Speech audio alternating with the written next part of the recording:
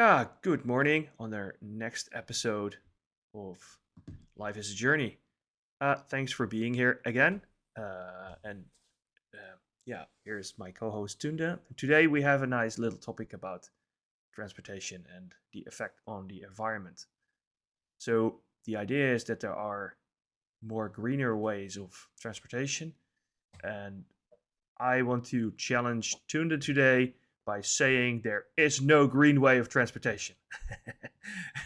And if you suddenly agree right away, then we're done with the episode. But I kind of hope Yeah, that we can. unfortunately, I do agree with you. So Okay. it's a it's a 30-second podcast today. Okay. Next topic. No, I think it's nice to explore a little bit in there why that is, and to dive into some of the ugly truths that is being held against us by calling certain ways of transportation green while they're basically not, and the things people are maybe overlooking in the discussion. So let's see where it goes. I think the first uh, thing to explore here is what kind of transportation is there and what kind of environmental impact can we distinguish. Um, I think a nice one is walking. The most basic way of transportation is putting your shoes on or go barefoot if you like, go out and walk.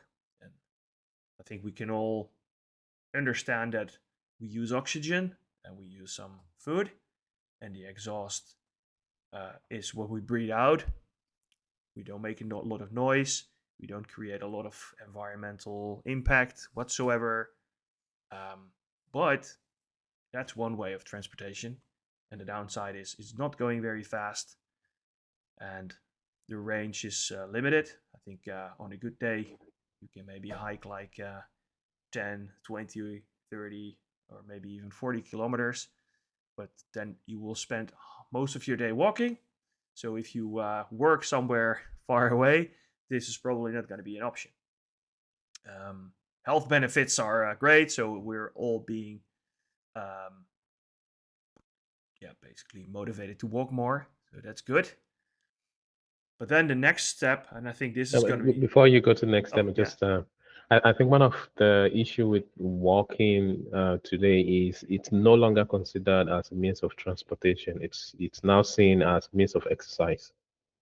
So unless you live close to everything, like you live close to work, you live close to your grocery store or something, you will not walk there. You will either use some mechanical way to go, either by bicycle or a car or something. But people go walking because they want to exercise and get out of their house or clear their mind or something like that. It's I want to say at this present age, we no longer consider walking as a means of transportation, but a means of exercise.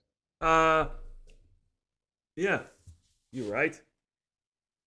And on top of that, it's interesting that I read a book about evolution where they went into the evolution of humans and that they described how the humans are built to walk.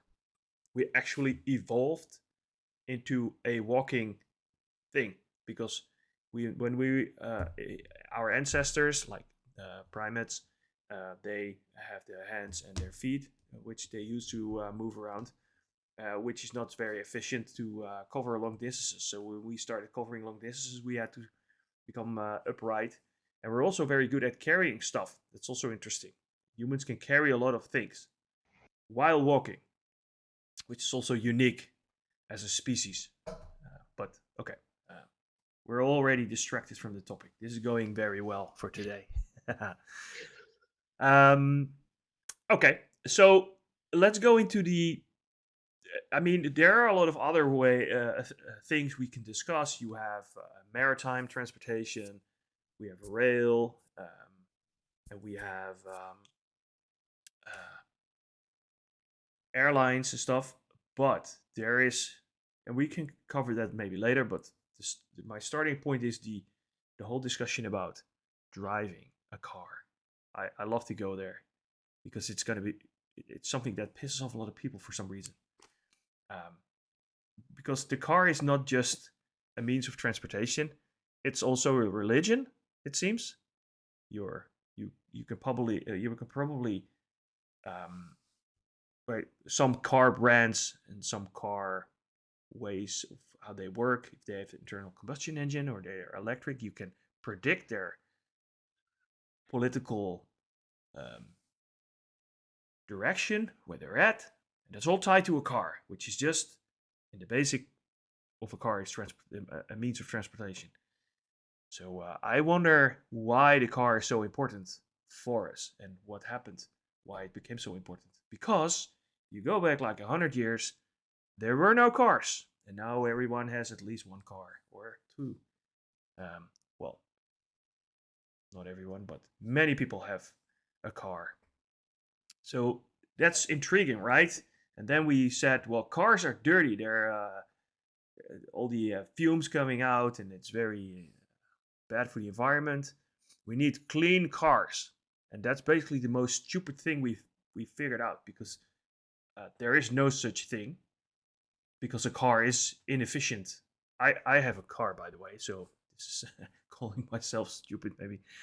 Um, but the car is by default inefficient for many reasons, and I think one of the reasons is the fact that most of the cars are standing still in a street or driveway for most of the time. So I think most of the cars that are on this planet are being utilized for less than, I don't know, maybe 10% of the time. So 90% of the time, maybe 95% of the time, they're just ornaments. They're large ornaments. So I have an own driveway, and part of my driveway is usually filled with a car. For why? Why can't I just use a generic car for the generic purpose of my travel? I needed to have my own car for some reason, and then it needs to be clean.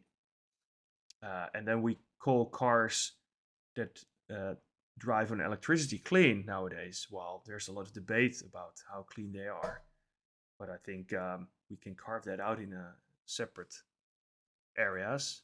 But first, the response to the first thing is why are we so attached to our cars? What happened there? I think one of the I would say the psychology part of attachment to cars is status. People want to show off that they are well off or they belong to a certain group.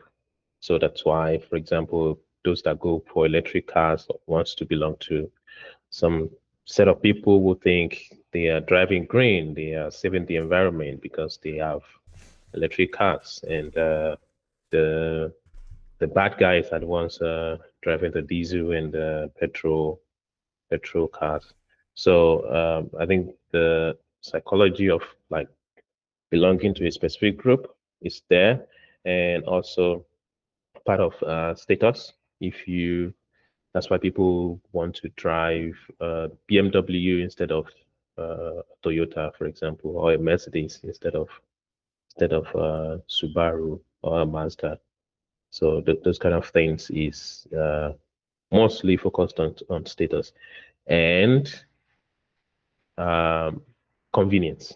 Also, is part of it. So it's more comfortable if you have your own car instead of taking a public transport because you can just go wherever you want to go whenever you want to go. And you don't have to wait for the bus or share the bus or share the train with anyone. That's one of the reasons why some billionaires have their own private jet, even they only use it like once a month or once a week to fly somewhere. Uh, Convenience is part of it and also part of status thing. That would be my analysis on Okay. why. Yeah, I think Yeah, there was someone told me once, look at the commercials car brands make. Just look at what they present and what they show you. And if you look at it, status is absolutely a thing that comes back. Uh, BMW commercials are about that. Some other brands do that as well. luxury, convenience also, freedom. I see a lot of commercials is about individual freedom, and that the fact that you can choose your own vehicle with your own color, the individual freedom is also being um, yeah, pointed out to. So, and the car commercials don't don't often go around. You can you can buy our car and then you drive around very green. That's not that's more of I think you have a weighing system where first you go like, oh, that's good for my status, and then it's good for my individual freedom, and then it, yeah, on the other side you need to balance it a little bit. Oh yeah, but I also want to be a little bit green. So let's see if I can find something that's this, but also electric. Um, and then I'm gonna drive. So in where I live, and I think it's for you the same where you live. There, the government has pushed hard on electric vehicles, which Yeah. has its benefits for the the exhaust from the vehicle itself. So you basically move the production of the or the energy somewhere else, and in theory that could uh, yeah, release less exhaust fumes, and is better for the climate and the atmosphere and everything. So I think that's a direct benefit, and also noise pollution. Internal combustion engine is basically a driving set of explosions, which always make a little bit more noise than an electric vehicle. But the downside on the electric vehicle is that they're very heavy. They seem to produce a lot of or way more dust particles from the tire wear. Know how much Yeah. that is compared to a internal combustion engine vehicle, because they also have brake wearing, which an electric vehicle doesn't have, and the production of electricity is not undisputed, undebated, or the production of the batteries and everything that comes with it. But on the other side, the production of fossil fuels is energy intensive as well. And then if you burn the fuels, you get more atmospheric pollution. So at the end, we're driving around in like, I mean, an average car now weighs like 1,500 kilograms or something, and that has to be moved, and just the amount of energy that it costs. So in our household, we also have an electric car, and we charge it at home. So you can see how much energy it costs for my wife to drive up and down to work with the electric vehicle. Then she plugs it in. Before you know it, like 60 kilowatts of energy goes in there, which it would be enough uh, to to provide energy, the regular energy to a regular home for almost a week. So one drive, a few hours of driving up and down the highway to her job equals a week of energy usage for a normal house. That's the difference in energy usage. So transportation apparently overcoming the natural, the physics of pushing against the air and overcoming friction on the road. It's just energy consuming, and a lot. So that's Yeah. where driving in itself seems inefficient, and that's why I thought, well, however we try, and if we make it electric and we put solar energy in the batteries that we made in a better way than we do now, and we didn't use child labor, or we didn't ruin an African country where the material comes from, even if we don't do that, it's still the question: is that really green? Is it? I mean, the electric vehicle, the average electric vehicle, is even more heavy. It's they quite often go beyond 2,000 kilogram for one vehicle, which is a lot. It's twice as much as a vehicle would weigh like 10 years ago. Um, and you pushing that weight around, so that's interesting, right? So first we just figure out that we all want a car because of convenience and status and everything, and then we say it's also green, but it's never going to be green. It's impossible to be Um, green. I think when people say something is green or anything is green, what they're actually saying is we've outsourced the dirty part. into another country. Yeah. That's what they're saying. If there's, let's say, for example, you can find all the resources, all the natural resources everywhere, evenly all over the world. If the production of anything, let's say a car in this case, is produced, let's say, let's pick the US, for example. If the production of a car from every nitty-gritty details or little parts, the metals, the batteries, the engine parts, the leather seats, the foams, the fabric, everything is produced in the country, is mined, is produced naturally from the country. And then also when these cars get old, they are dismantled and disposed of inside the country as well. They will see the impact, and nobody was going to be talking about being green anymore. I was also watching I was listening to a video where they said they also wanted to make uh what is it called, electric tanks. Hmm. So, and part of the notion of making an electric tank is to make it green. So I don't see what is green when you make an electric tank just to bomb the environment. How green is that? So if Fair point. things are They're not also outsourced, quite heavy. yeah, if things are not outsourced and they are produced locally and people can really see how things are done, and then maybe the grain thing is going to be removed. And I mean, Yeah. you mentioned about child labor also. If people go to the mines and see how humans work Hmm. in those mines, how kids work in those mines, they will change their mind. But they've never seen it before. They've never, I mean, we all use phones. We are all guilty of this, right? We all use phones. These phones are made in China. There are a lot of child labor in China also. Um, and we've never been to China to see how these things are being produced and the number of um, human resources it takes that are being used in an immoral way. We've never seen that, but we enjoy the service that we get or the product that we buy, and we think it's great, and we want more of that. Yeah. So So maybe we don't want to hear driving is always bad, but you go apart from the outsourcing of the pollution, which is a fair point. I think there's another thing that's interesting there. Um, you could debate that it's greener. So it's actually not green, but it's maybe greener. So yeah, to a certain extent, if you drive an electric vehicle, the exhaust locally is less. So in my neighborhood, cleaner air.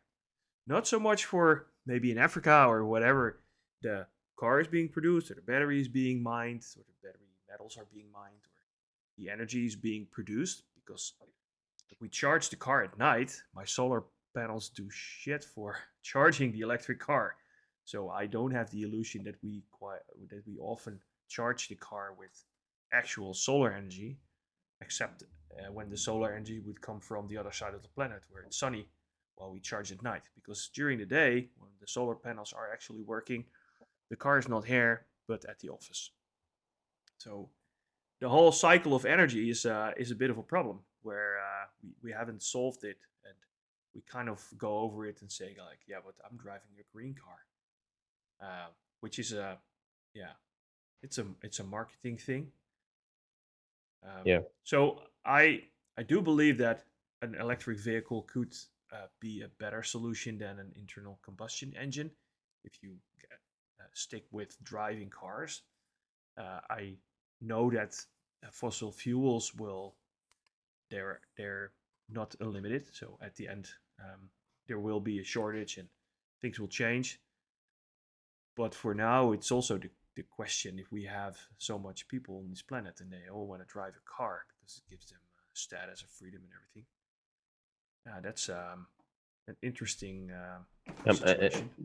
you mentioned about fossil fuel being limited as well, but I think the amount of fossil fuels we have compared to lithium in mind is much more because let's say we fast forward to 20 years from now and everything is electric and we are all running on batteries and I'm not sure how long that will last us before we run out of uh, Uh, products to make batteries.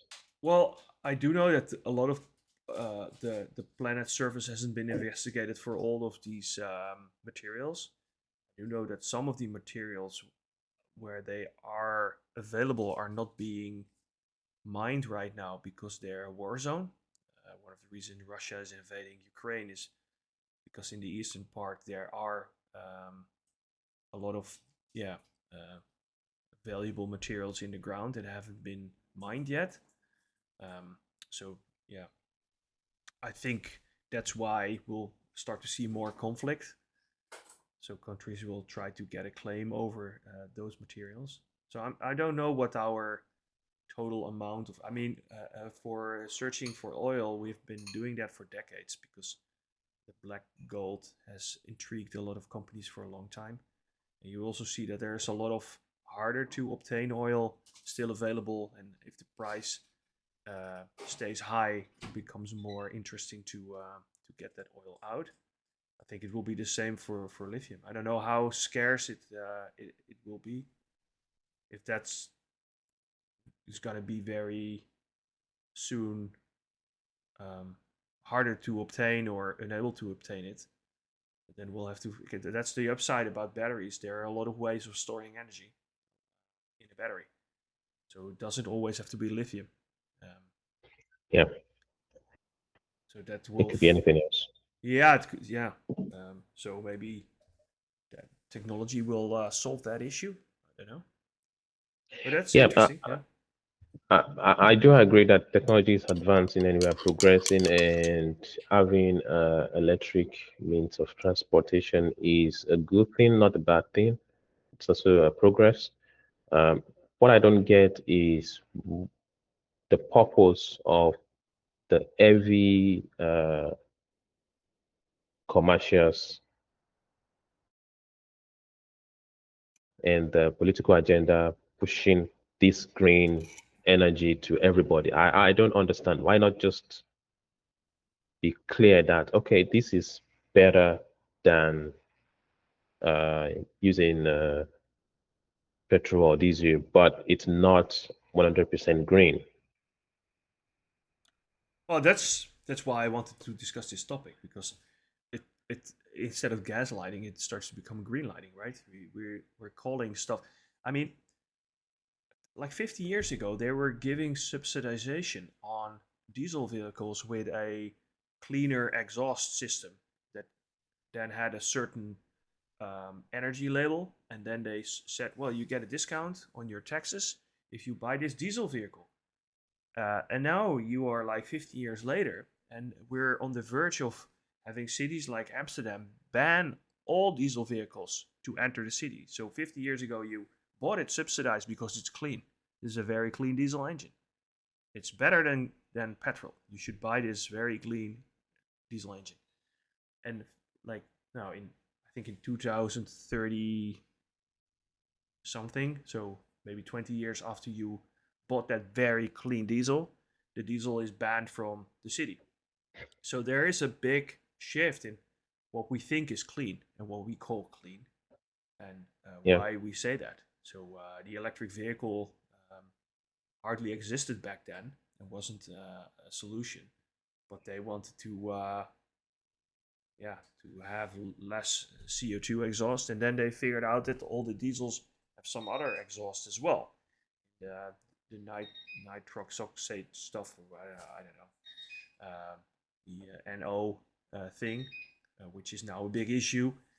And now we have the discussion about farmers and everything else with creating that kind of um, environmental damage. And I bet that in 20 years, there, with new insights, this will change as well. So that it will change is probably not the problem. But yeah, the problem is that making people believe that this is green and telling them 10 years later it isn't. Yeah. It hurts the process of becoming greener, because that's what we're trying to do. We're trying to become greener, Yeah. less polluting, but we're still polluting. I think the term green is a bit definitive. Pollution is not something that is ever going to go away. It's a way of life. If you create something, you have to have a waste, which can be recycled. If you Yeah, have a natural waste, yeah, it can be naturally recycled. If you have an artificially generated waste, and then you can find a way to recycle that. yeah. Even we call it fossil fuels because they are a remnant of a very long time ago. But even they are here within our own Earth life cycle of yeah, recycling, because apparently these were all remainings of plants and such were pressurized under the yeah, whatever buildup was there, and now it became oil, and we have a problem with it because we're reintroducing that into the atmosphere, where it once came from. So it's interesting. So if you say Yeah, recycle, I kind of look at the Earth from a distance, and then everything that we do should happen within that yeah, bluish sphere. So maybe we should look at it more like that. If we would really want to solve this, step a little back and look at the Earth from a distance. But that's hard. yeah. It's hard. That's hard. It's Yes. very yeah. I don't think people are able to see it like that. But yeah, the other means of transportation. I mean, I was reading. We discussed it a little bit through chat in advance of this episode, and I saw other means of transportation popping up as well, like trains. And trains are pretty efficient, have low resistance for rolling because they are on a track, and they use electricity nowadays. In most cases, at least in the Western worlds. Um, and you can sit in there with a lot of people. So, all in all, that seems like an ideal means of transportation. And the weird thing is that I live in a country where we say we want to be very green and we have a lot of subsidization on green transportation, but we're not investing in trains. We're only making it more expensive to drive a train, to go by train. And it's even so bad that right now, if you have a family and you have to pay like 4 train tickets, you can better drive a car, because Yeah, per mile or per kilometer it's going to be cheaper. And then comes the next thing: if you already own a car, you're never going to go by train because you already pay the the car. You already have yeah. the fixed fees and the maintenance and everything. And if you go by train, you have to pay for the train as well. So I think people that really want to live green would go by public transportation. They if they have to go around, but then they make it very hard to do so because it's expensive and it's not fun. They made yeah, it's very busy quite often. Then it's not comfortable. I think yeah. The better way of becoming greener is to go public and not have your means of transportation being private to yourself. So public transportation is way better.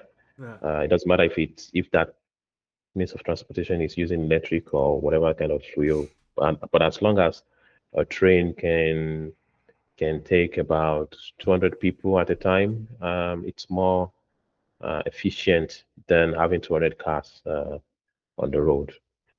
Um, but I think in the future there will be less cars, and the reason is right now people also have cars because they enjoy driving. Some people enjoy driving, right? But In the future, where we are moving into driverless cars and everything, if we have enough infrastructure to make sure everything is safe for all these uh, driverless cars to run with less accidents, though I think currently most accidents are caused by humans.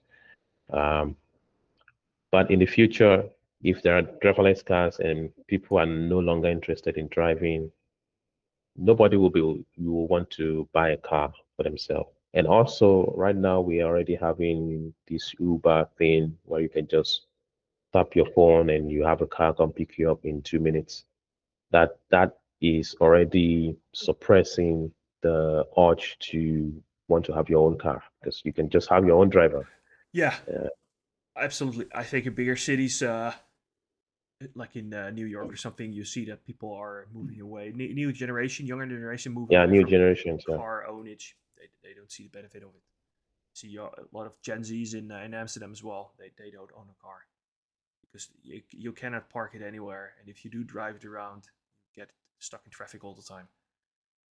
So it's inefficient, expensive, and I think uh, quite a long time ago, Google already presented their vision on transportation with I don't know how the car was called, but it looked like a dumb little bowl, sphere kind of vehicle. But the idea was that if you need a car, you just go to Google Maps and you go like, I want to go there. And then in Google Maps, we say, when do you want to arrive? And I say, well, I think around 9. This transportation pod module car thingy would show up on time, and you just get in, and you read your paper or you would do whatever, and then it drives you to there. That system, because Google Maps knows all the transportation and all where it's mhm. busy, it would take the most efficient path, and it would take care of charging itself, and it would pick you up at work when you want to go home. And the only option that you would have to decide on, want to sit alone or you want to share a ride, because it's also possible to, if the vehicle has like 4 seats, you could choose to go with 4 people, and it I would think make the, I think they already have that integrated in Google Maps. I think in some countries you type a direction on your Google Maps to show you if you want Uber or Lyft or whatever mm-hmm. share riding Oh application yeah, is running in yeah, that country. You can just pick it up from Google Map and then it picks you up. yeah. I think that's clever, and it also detaches you from owning a car. Because And there's new concept with the Tesla as well. I think if you buy a Tesla, and then instead of you just parking it in your garage and or you drive to work and it's there for 8 hours, not doing anything, the car can go out by itself and do Uber driverlessly, oh right? yeah, yeah, And work for you. And then when it's like 10 minutes before you leave or you want it to come back, it comes back, it picks you up and takes you back home. It works again for you. This kind of thing. I think it's a good concept where if you want to buy a car, you can buy a car and then the car works for you instead of yeah. just taking Okay. up space. Well, I do think that the burden of ownage is is not worth it if you don't have to drive anymore. It doesn't provide you status or Yeah, additional freedom. So I think that's a lost cause, because why not just sit in someone's car? Why own it yourself? I mean, but oh well. It's in theory it could be a um, one of those moments where people do want to own a car, but also want to earn money by allowing it to be a cab. yeah, Yeah, I think that's the cyber taxi idea that Musk was launching recently, right? yeah. Okay. Yeah, it's interesting. I think he's a bit late to the party, but he has a nice twist. I noticed the Waymo cabs are already driving themselves around in LA or something, Yeah. which is interesting. Fully self drive, and so yeah, this is coming. I'd like to use my driveway space for other things. I don't mind not having a car. Right now, I do, and I don't often use it. But when I do, I'm very happy to have it. And I'm one of those people that do like to drive, but only when there is something to drive. I mean, sitting in traffic. Yeah, I don't care about that. Yeah, I mean, that is not fun. no. So I think that I will be one of these old people that say, remember that we drove our cars ourselves with the roof open and the windows down, and you felt the wind in your hair. And with the shift gear. Yeah, yeah, nostalgia. It's nostalgic, but I don't know. Maybe around urbanized areas, driving yourself. I can imagine that if all the cars become self-driving, that you won't be allowed to drive your car yourself because you're going to be a hazard to all the Yeah, self-driving cars. yeah, you're gonna be endangering everybody else if you Yeah, drive by yourself. yeah. It's part of the High Robot movie by Will Smith a Oh long yeah. time ago. There's a network of cars driving by themselves, and there's nobody driving. You cannot drive. No. It doesn't allow you to drive because number one, they are driving at a very high speed, Mm-hmm. so it has to be coordinated by a central system to avoid collision and anything. Yeah. So if you are singled out and you are trying to drive by yourself, that is going to cause a lot of accidents. So it's not going to happen. The question is, Tuna, will we live to have that in such a way that I just have my calendar and it says go to the office at the first meeting is at 9, and then like right on time before leaving you hear you get a notification on your phone, your ride is here, and I get in and I go to my work, and I work on the way, or I can have a chat. Maybe the card gives you conference options. You can even have a meeting inside the thing. Will it happen? I mean, I was very optimistic like 10 years ago, but if you see the progress we made in 10 years, it's not going very fast, Mom. It might happen. I mean, I believe there were a lot of concepts and business ideas and technology ideas that people have tried to bring to life, but for some reason didn't make it much. Maybe because lack of funding or lack of whatever the situation is.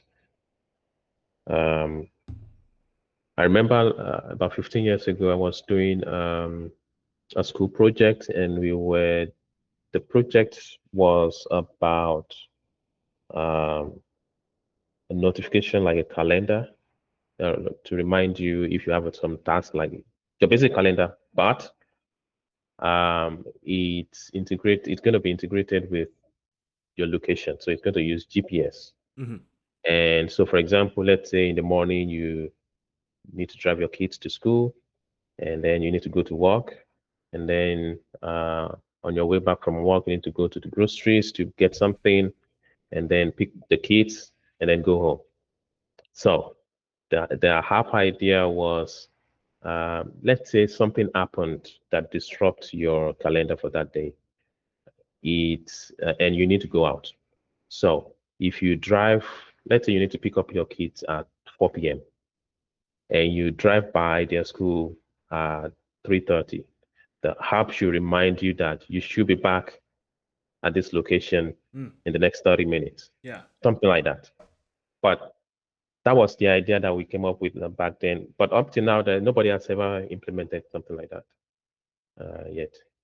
No, that's the weird thing about. I mean, I should look up the Google example. I think to just check how long that was ago that they said the future of transportation is going to be like this, and you're not going to drive yourself.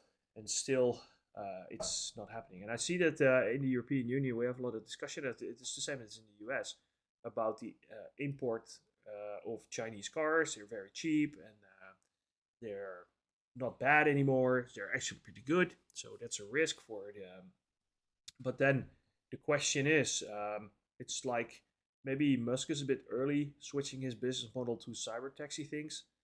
But I think looking at the future of transportation, he has a point there where at the end, if you stick to focusing on owning a car, you might place yourself outside the playing field. So I wonder if the European car makers shouldn't be focusing on autonomous driving as a means of public transportation.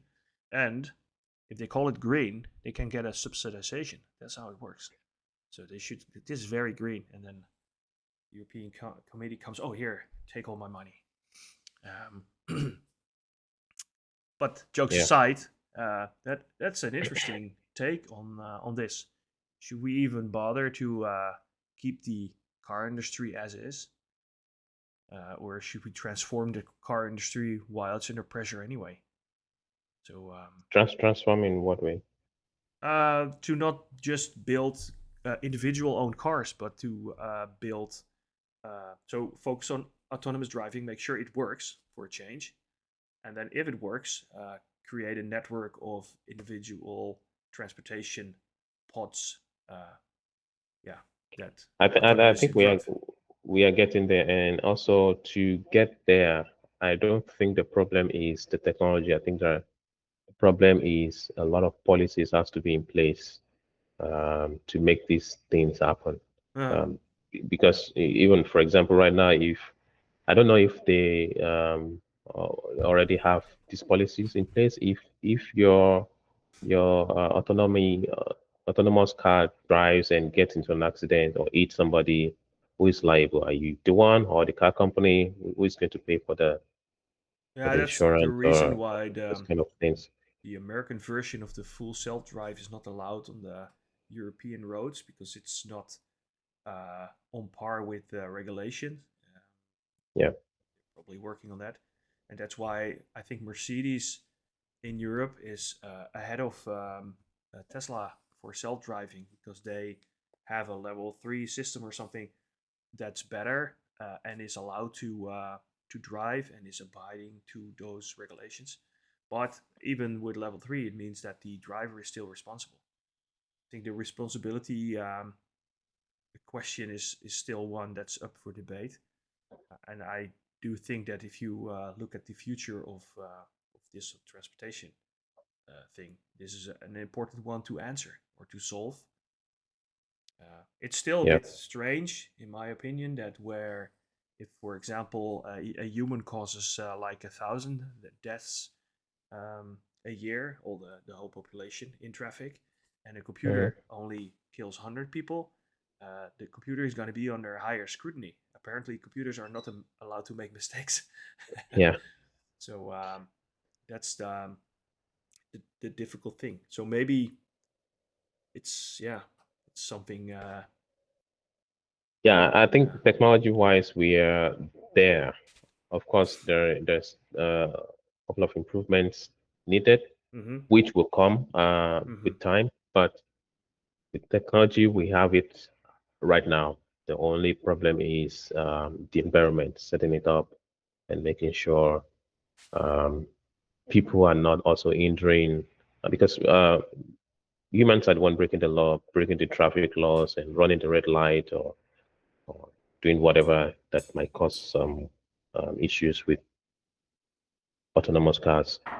And for them to work effectively, there has to be more autonomous cars than people driving uh, their own cars by themselves. I think that Yeah, yeah, and I think the hardest part for autonomous driving will be the transformation stage where you will have autonomous driving vehicles a lot and a lot of humans driving because then the mayhem arrives. And that's what you see with the Waymo examples. You quite often see film clips or short videos of these vehicles being stuck somewhere because yeah, the environment is not predictable enough for mhm. their current system. But I do think you're right about the availability of technology that it should be more a matter of time. Yeah, But and also a generation thing. If the current older generation is gone, I mhm. mean not dead, but like they're not active anymore, Yeah, yeah, the newer generations will adapt. I yeah, mean, they're already adapting to. Most people don't cook at home anymore. They just order whatever they want to order to their yeah. office or to. I think and they that's don't want to drive yeah, anymore. So exactly. If the Gen Z never wants to drive, if they're yeah, it's not just a phase because they're now living in an area where driving makes no sense, but they will uh, get a oh shit. The We have this monthly alerting system um, at the first Monday of the month. So that uh, was our alerting test. No nuclear war, just the tests. They do it over a phone nowadays. But yeah, it's. I think if you go back to the question, is that green? It it still is in the area of greener. We mm, use we need less vehicles. That's going to be for sure. So because yeah, you can utilize more than like 5% of a vehicle, right? So that means you can have less vehicles, which solves one of the biggest issue is the materials needed for each vehicle. So, but for yeah. car makers, it's going to be a problem if you only sell like 50% of the vehicles you own right now, or you sell right now, because of people don't need to own the cars. Um, then car makers, are they going to make money with selling less vehicles? The vehicles are going to be utilized more, so they need to be probably more resilient or need more maintenance. They're probably going to transition into providing services instead of products. Yeah, So yeah, uh, in the next couple of decades, there will be more services than product sales. uh, yeah, that makes sense. Yeah, But I must say, now we're discussing it like this, I'm becoming a little bit worried for the European car makers that they are are behind on this. They are in trouble, um, and I'm not sure it, if the Chinese car makers are in just as much trouble, except that they are able to make cheaper cars. But that's not going to be the I solution. think the Chinese, in terms of everything, they are way advanced than any other country. Yeah. Chinese, the Japanese, they are living in the future already. I was watching a video today where you can, if you have a phone, you can grab a picture just like this, and then take another phone and then push it inside there, and then it shows. And I'm not sure if it's real or they're just making fun of it, but you can see the phone glow when you take out the picture with just video. They are not wearing any ring or any chip in there, just an empty hand. So they did it again with you take a picture, grab a picture from the phone like this, and then you give it to somebody else, another person, and that person can give it to another person. They give it to like 5 people, and then the last person send it to the last phone, and then it receives the picture. Okay. It I, sounds I'm incredible not if it's real. I'm not too I'm not sure sure if about it's real that. or not, but No, um, it's interesting.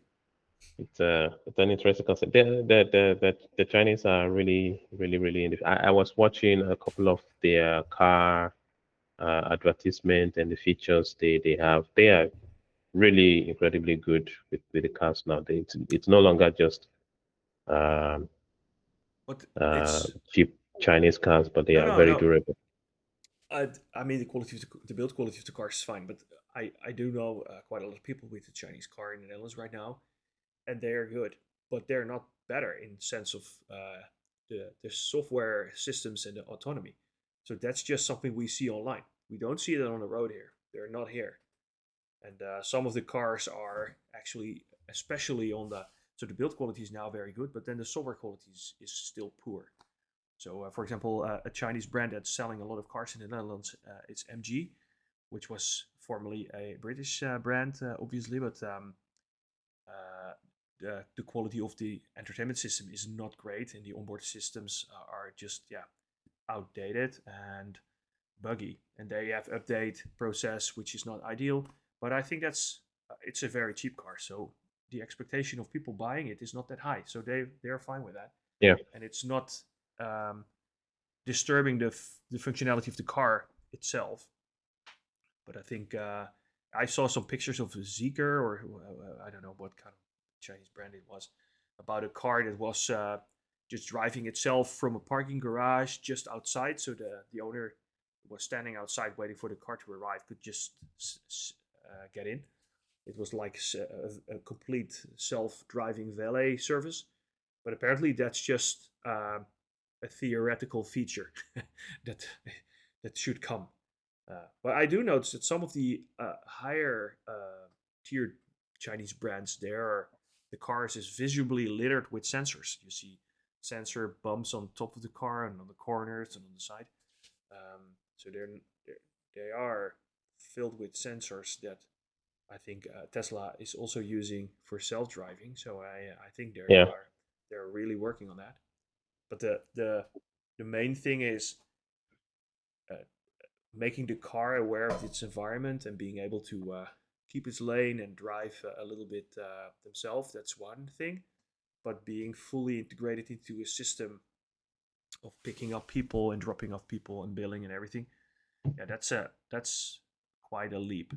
Um, but yeah, on the other hand, why not? I think you're right. The Chinese are advanced in this, so it's going to be interesting and Yeah. also greener. Green eye. Yeah. Not green. Okay. Yeah, we could go into flying and maritime transportation and all, but I think that the cars is more interesting for us right now. So we solved Yeah. this one. It was a hard nut to crack, but we know where this is going. My driveway, it just let's see how long it will take 10 years or 15 or 20 before I have an empty driveway and I can maybe I should grow vegetables on the spot where my car was previously. That would be fun. Maybe in 15 to 20 years. Yeah, It should. that sounds like it's not that long, but if you go back like 10 or 15 years where we stood back then, oh well, you never know what happens. Yeah.